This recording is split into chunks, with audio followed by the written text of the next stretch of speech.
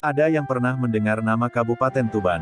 Salah satu kabupaten yang berada di Provinsi Jawa Timur ini memang tidak seterkenal Surabaya dan Malang.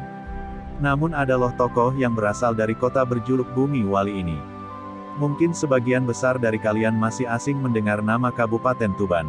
Tuban sendiri merupakan sebuah kabupaten yang terletak di pesisir utara Jawa Timur, bersebelahan dengan Kabupaten Lamongan di sebelah timur, Kabupaten Rembang di sebelah barat, dan Kabupaten Bojonegoro di sebelah selatan. Tuban terkenal dengan julukan Bumi Wali. Julukan ini disematkan untuk Tuban karena Tuban merupakan salah satu tempat berkumpulnya para wali songo. Hal ini terlihat dari banyaknya makam wali yang berada di Tuban, seperti Sunan Bonang, Syekh Maulana Ibrahim Asmarakandi, Sunan Bejagung, Syekh Ahmad Kholil, dan lain sebagainya. Selain itu Tuban juga terkenal dengan julukan Kota Seribu Goa karena di Tuban memang memiliki banyak goa oleh karena faktor geografis Tuban yang berada di rangkaian pegunungan Kapur Utara. Berdasarkan pengalaman pribadi saat pergi keluar kota, terkadang ada saja orang yang tanya asal saya. Mirisnya, sebagian dari mereka menjawab tidak tahu tentang Tuban. Padahal banyak sekali tokoh-tokoh terkenal yang berasal dari Tuban. Lalu siapa ini sajakah mereka? 5 tokoh Tuban terkenal yang lahir di Tuban.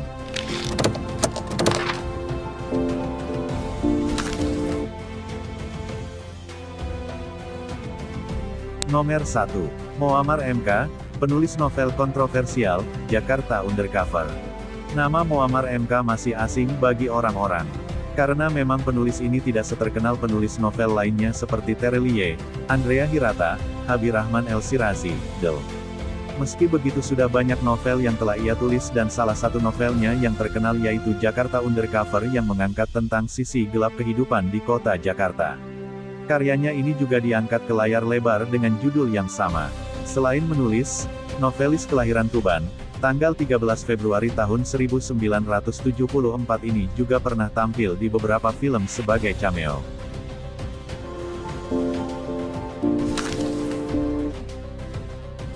Nomor 2. Nama Maria Christine sudah tak asing lagi di kalangan pecinta olahraga bulu tangkis.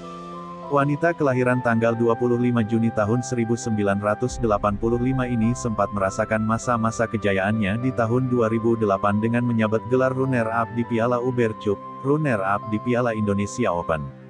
Peraih medali perunggu di Olimpiade Beijing. Sayangnya cedera lutut yang dialaminya pada tahun 2009 membuat prestasinya menurun hingga akhirnya PBSI mengembalikannya di klub PB Jarum di Kudus. Namun dunia bulu tangkis tidak bisa lepas dari kehidupannya. Kini, wanita yang pernah menjadi atlet bulu tangkis wanita andalan tanah air ini menjadi pelatih bagi junior-juniornya di PB Jarum.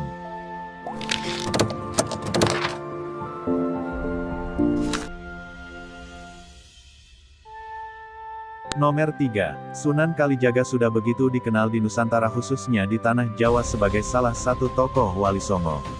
Sunan Kalijaga memiliki nama asli Raden Mas Syahid atau Raden Said.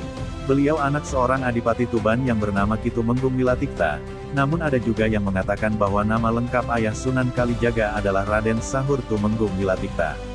Dalam sejarahnya, Sunan Kalijaga dikenal sebagai seorang berandal dengan julukan Berandal Lokajaya karena suka mencuri hasil bumi yang tersimpan di gudang istana untuk diberikan kembali ke rakyat jelata yang sangat membutuhkan. Di antara para wali songo, sosoknya begitu mencolok dengan pakaian Jawa dan belangkonnya.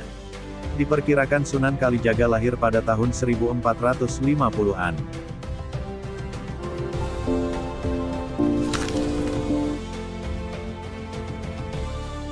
Nomor 4. Jenderal Basuki Rahmat merupakan sosok pahlawan nasional yang berasal dari Tuban. Jika kalian bukan seorang yang hobi baca sejarah, setidaknya kalian pasti pernah mendengar namanya. Ya, namanya banyak diabadikan sebagai nama jalan di berbagai daerah di Indonesia. Basuki Rahmat lahir pada tanggal 4 November tahun 1921. Begitu banyak catatan sejarah yang ditorehnya, salah satunya dalam posisi pemerintahan era Soekarno beliau pernah menjabat sebagai Menteri Veteran Letnan dalam Kabinet Dwi Kora pada periode tahun 1964 sampai tahun 1966.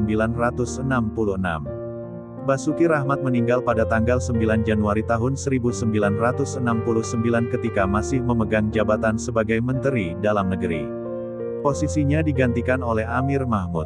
Setelah ia meninggal, Pemda Jakarta mengubah nama Jalan Proklamasi, Depok Timur, yang terhubung ke Jalan Arif Rahman Hakim, Margonda, menjadi Jalan Basuki Rahmat.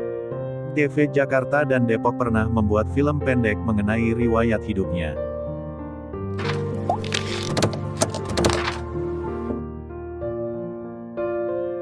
Siapa yang tak kenal Koes Plus? Lagu-lagunya masih eksis terdengar sampai sekarang walau sudah beda generasi. Awalnya Koes Plus bernama Koes Bersaudara di mana anggotanya merupakan putra-putra asli Tuban. Kelompok ini dibentuk pada tahun 1969, sebagai kelanjutan dari kelompok Koes Bersaudara. Grup yang berasal dari Kelurahan Sendang Harjo, Tuban, Jawa Timur ini merupakan alumnus SMK Negeri 1 Tuban dan pada akhirnya menjadi pelopor musik pop dan rock and roll, bahkan pernah dipenjara karena musiknya yang dianggap mewakili aliran politik kapitalis. Dari kelompok Koes Bersaudara ini lahir lagu-lagu yang sangat populer seperti Bis Sekolah, Di Dalam Bui, Telaga Sunyi, Laguku Sendiri, dan masih banyak lagi.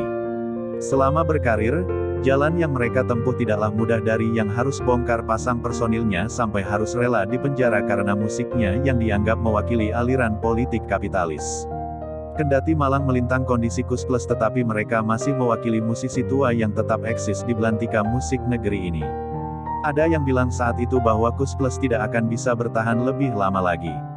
Akan tetapi nyatanya sampai sekarang Koes Plus tetap ada dalam jiwa dan hati para penggemarnya.